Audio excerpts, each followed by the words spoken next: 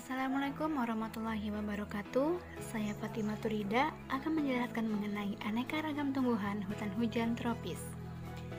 Video ini merupakan tugas mata kuliah Ilmu Lingkungan Hutan Hujan Tropis Ibu Dr. Laili Komariah MSI.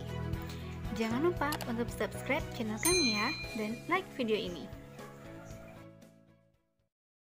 Hutan hujan tropis adalah hutan yang terletak di wilayah tropis, yaitu suatu wilayah yang terletak pada lintang 23,5 derajat lintang utara sampai dengan 23,5 derajat lintang selatan.